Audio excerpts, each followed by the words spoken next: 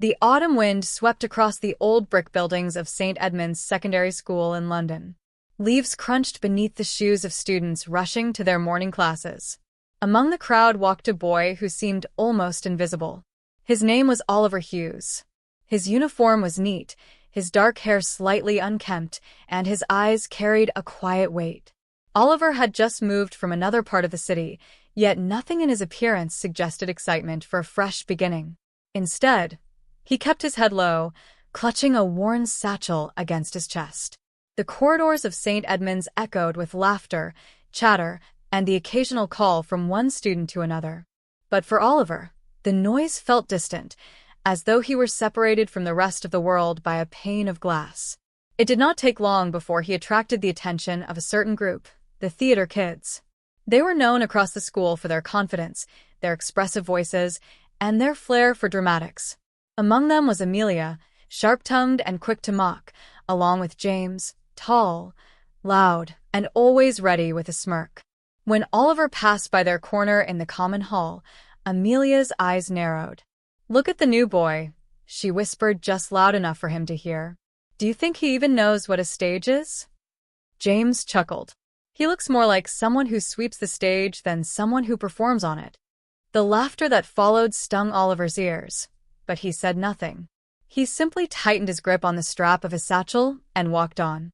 His silence only fueled their amusement.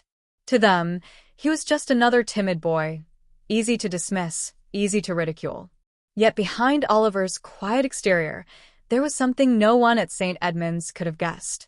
Something that lingered in his memory, like the echo of applause in a grand theater. And though he remained silent that morning, deep within his heart a thought whispered, steady and unshaken. This would not always be their impression of him. One day they would see. The first week at St. Edmund's passed slowly for Oliver Hughes. He drifted through his classes quietly, never raising his hand, never speaking more than he had to. Most students hardly noticed him at all, except the theater group, who seemed to take a peculiar delight in his silence. One afternoon, as the rain tapped against the tall windows of the drama hall, Oliver walked past and paused for a moment. From inside came the sound of voices rehearsing. Laughter, lines delivered with passion, and the stomp of shoes against the wooden floor filled the air. He stood in the doorway unnoticed, watching. Amelia spotted him first. She turned to the others with a mischievous grin. "Look who's lurking. Our silent audience," she declared. James followed her gaze and smirked. "Careful, Amelia. He might audition and steal your role." The hall erupted in laughter. Oliver's cheeks warmed, but he did not move. His eyes lingered on the stage, on the faded curtains and the painted scenery. Something inside him stirred, a pull he could not ignore. The smell of dust mixed with old wood carried him back to another life, a life no one here knew about. Later that evening, as he walked home through narrow London streets, the memories grew louder.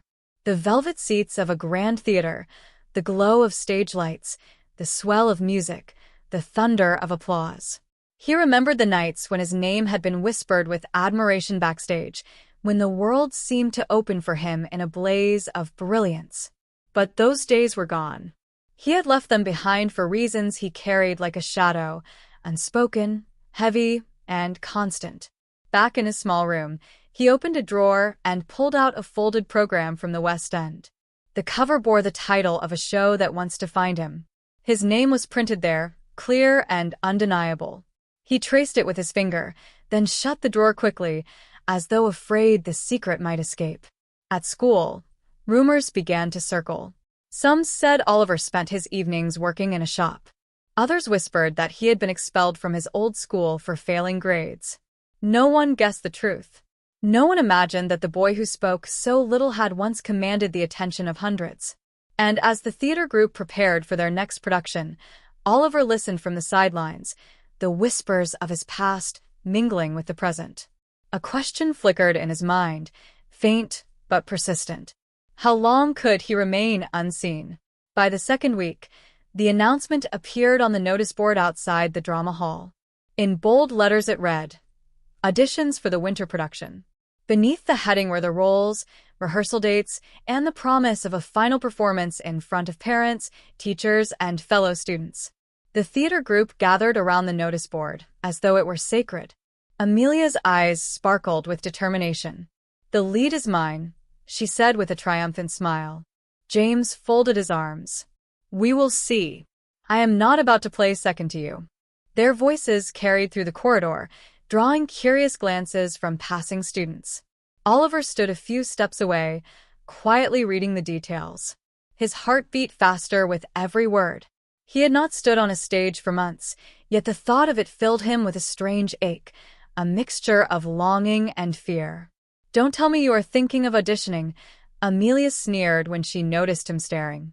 Her voice was sharp, cutting through the noise. James laughed. Imagine him forgetting his lines in the middle of the stage. What a tragedy that would be. Oliver said nothing. He lowered his eyes, yet the sting of their laughter only strengthened something deep inside him. That night, alone in his room, he opened the drawer once more and took out the program from the West End. He stared at his name printed in elegant type. His hands trembled slightly. He whispered to himself, "Do I still have it?" The day of auditions arrived. The drama hall buzzed with energy. Students rehearsed their lines, warming up their voices, stretching as though preparing for battle. The director, Mrs. Pembroke, a stern yet passionate woman, sat at the front with a clipboard. Her spectacles perched at the edge of her nose as she called out names. One by one, students took the stage. Amelia delivered her lines with fiery confidence. James followed, his booming voice filling the hall. Applause came easily for them, the familiar favorites of the theater crowd. Then Mrs. Pembroke looked up from her list. "Oliver Hughes," she called. A hush fell over the room. Whispers rippled through the theater group. Amelia smirked. James raised an eyebrow. All eyes turned towards the quiet boy at the back. Oliver rose slowly, his palms damp, his chest tight. Every step towards the stage felt heavier than the last. When he reached the center, the hall seemed to hold its breath. He looked out at the expectant faces, the rows of seats, the faded curtains above. Memories collided with the present. For the first time in months, he stood where he belonged. And as Mrs. Pembroke gave the signal, Oliver opened his mouth to begin. The first word left Oliver's lips like a spark in the dark.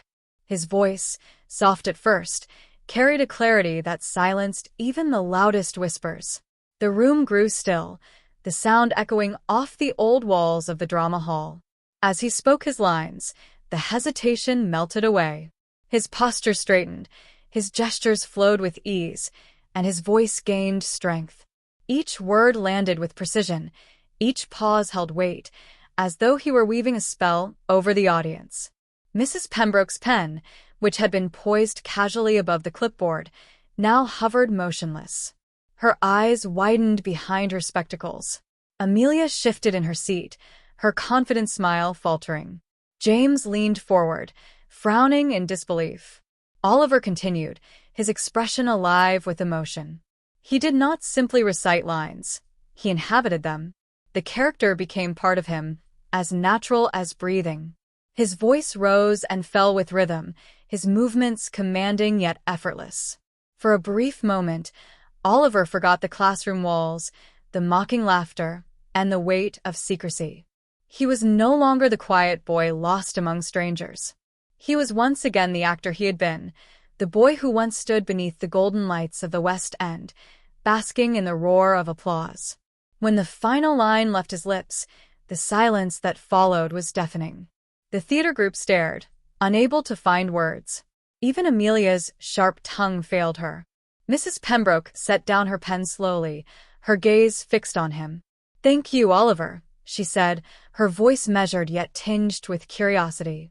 Oliver gave a small nod and stepped down from the stage.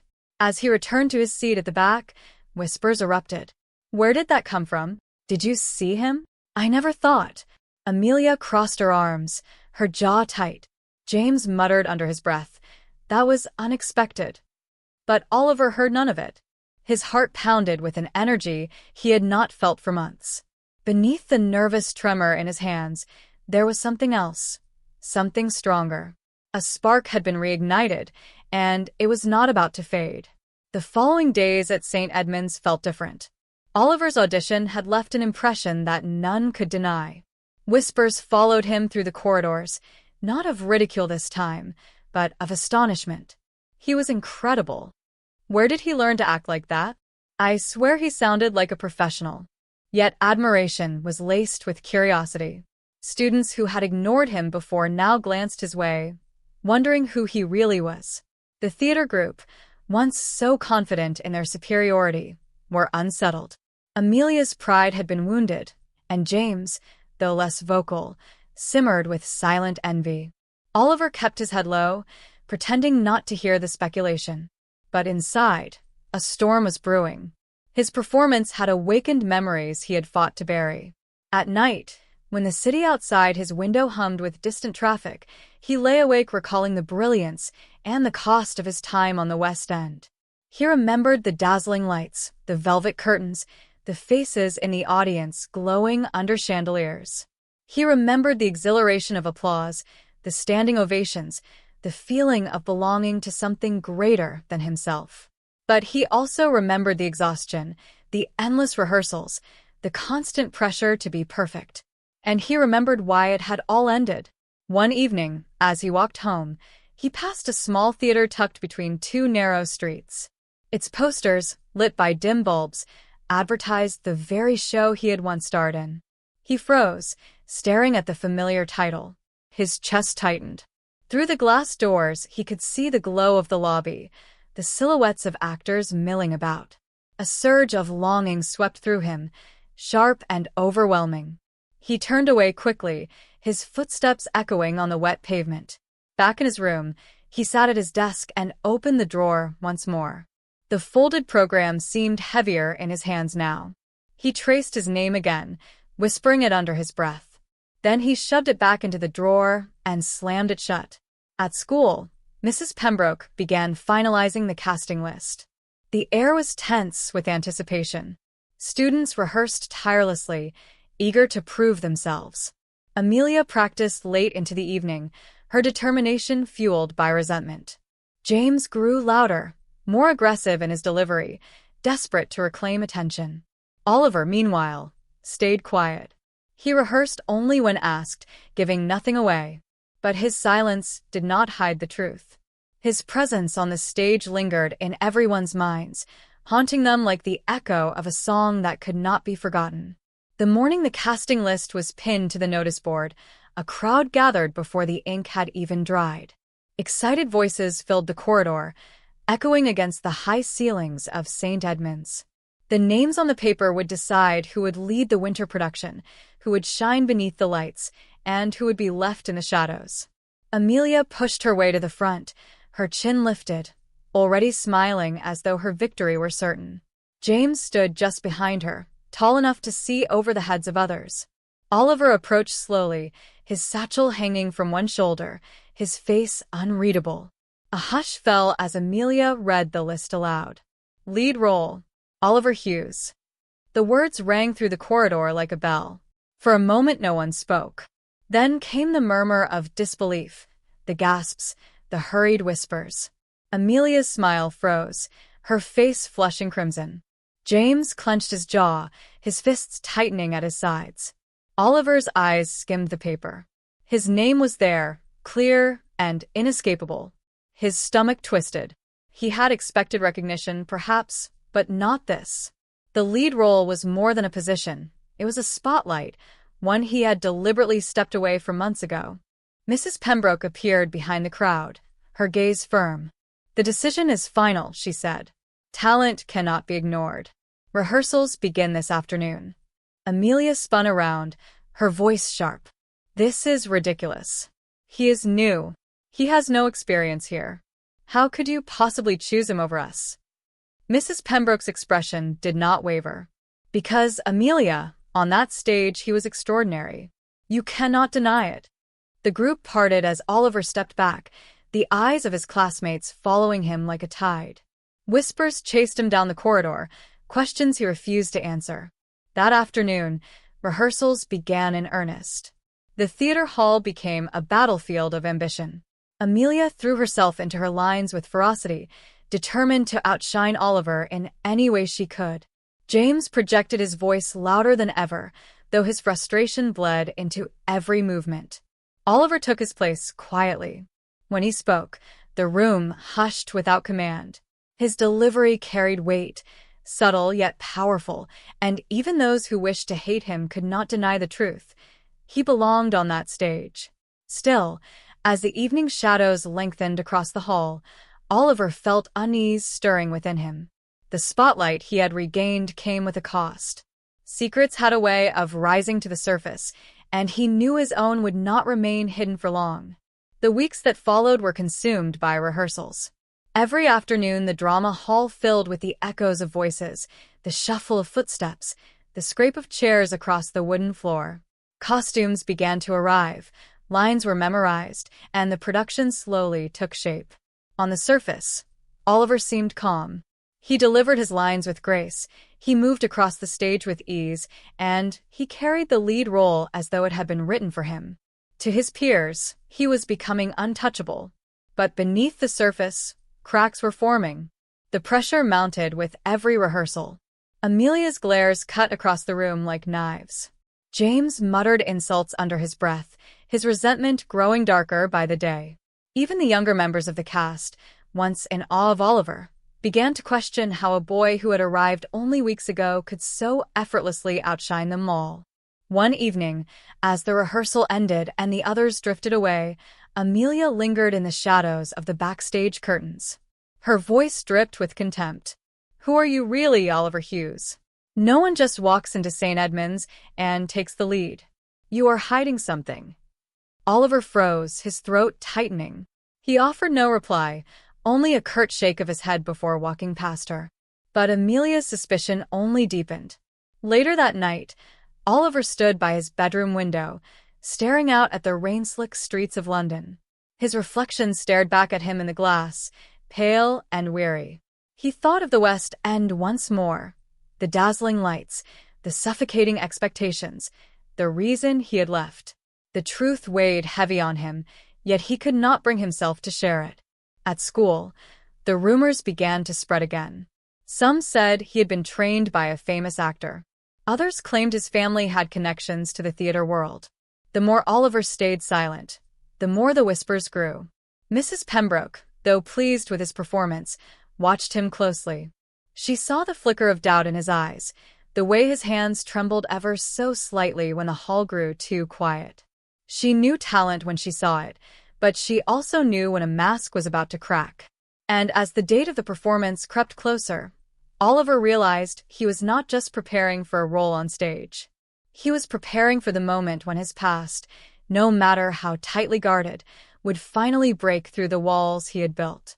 The final week before the winter production arrived, and tension at St. Edmund's hung as thick as fog over the Thames. Costumes were fitted, the stage was painted, and every rehearsal stretched late into the evening. Yet for Oliver, each passing day felt like a step closer to a secret he could no longer keep hidden. Amelia's suspicions had grown sharper. She watched him closely, her eyes narrowing each time he delivered a flawless performance. James grew restless, his envy twisting into open hostility. And the whispers among the cast had grown louder, spreading beyond the drama hall into classrooms and corridors. One rainy afternoon, the truth slipped free. A younger student, curious and bold, had searched Oliver's name online. The results spread quickly through the school like wildfire. Photographs from the West End surfaced. Oliver beneath dazzling lights, dressed in costume, standing center stage as the audience rose in thunderous applause. By the next morning, everyone knew. When Oliver entered the hall, silence fell.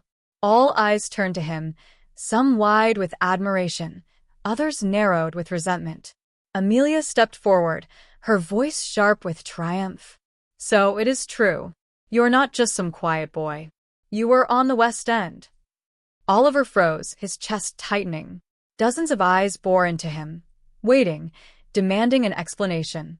James sneered. "No wonder you took the lead role. You have already had your glory. Why are you here, stealing it from us?" The room buzzed with voices, some awestruck, others angry. Oliver felt the walls closing in. Memories of the West End surged back with brutal clarity, the endless rehearsals, the crushing expectations, the moment he had walked away. Finally, he spoke, his voice steady though quiet. "Yes, I performed there. I left because I could not carry the weight any longer. I came here to be just a student." The hall fell silent again, the confession settling over them like a heavy curtain. For the first time, the theater group understood why he carried himself with such skill, why he seemed both drawn to the stage and haunted by it. But not everyone was softened by the truth. Amelia's eyes flashed with resentment. James clenched his fists. And somewhere deep inside Oliver, fear and resolve battled fiercely. The secret was out, and with it came a new question. Could he face the stage again? Not as the boy who had fled, but as the boy who was ready to return? The evening of the winter production arrived. St. Edmund's auditorium filled with parents, teachers, and students, their voices blending into a low murmur beneath the glow of the chandeliers. The stage curtains, heavy and red, swayed gently in the draft.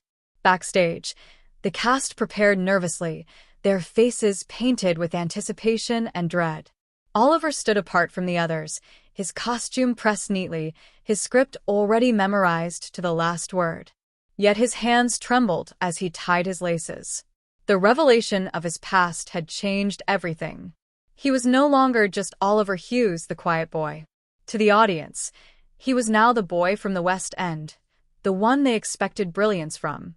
Amelia paced like a caged animal, her lines spilling out in frantic bursts. James muttered to himself, his anger sharpening every syllable. Both of them glanced at Oliver with a mixture of resentment and fear, as though his presence alone threatened to erase them from the stage. Mrs. Pembroke's voice cut through the tension. "This is not about rivalry. Tonight it is about the story. Do not forget that." Her eyes lingered on Oliver. "And do not let your ghosts control you." The lights dimmed. A hush fell across the auditorium. The overture began, soft at first, then swelling into grandeur. The curtains rose, and the play unfolded. Amelia stepped forward with her first lines, her voice steady, though her movements betrayed her nerves. James followed, booming as always, though too forceful, as though he were trying to drown out Oliver before his moment arrived. And then it came. Oliver stepped into the light. Gasps rippled through the audience. His presence filled the stage effortlessly, his voice carrying with clarity, his every movement charged with emotion. For a heartbeat, the world outside the theater seemed to vanish.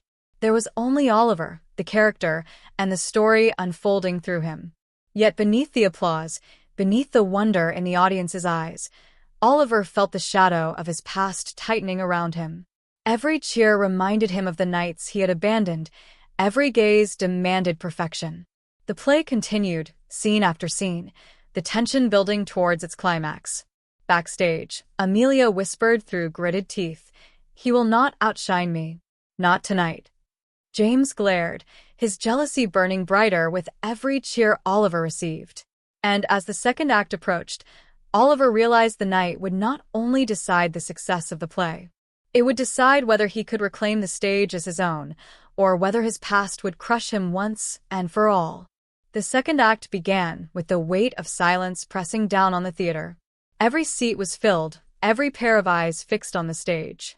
The story built towards its final scenes, and with it, the tension between the cast. Amelia delivered her lines with a desperate intensity, pushing harder than ever, her voice trembling on the edge of breaking. James stormed across the stage with force, his movements too sharp, his words tinged with bitterness. Both sought to claim the spotlight, but the audience's gaze drifted again and again to Oliver. When his moment came, he stepped forward into the glow of the lights. The hall hushed instantly. His voice rang out, steady yet filled with emotion, each word alive with truth. He poured into the role not only his skill, but the pain and longing he had carried since leaving the West End. It was not performance alone, it was confession, it was release. The scene reached its height. Oliver stood at center stage, the spotlight bathing him in gold, the silence of hundreds hanging on his every breath.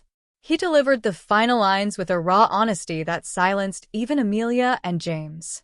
And then the curtains fell. For a heartbeat, there was nothing. Then came the sound. Applause, thunderous and unrelenting, rising like a storm that shook the walls of the hall. The audience stood, cheering, clapping, calling his name. It was the same sound he had once fled from, yet tonight it felt different. Tonight it did not weigh him down. It lifted him.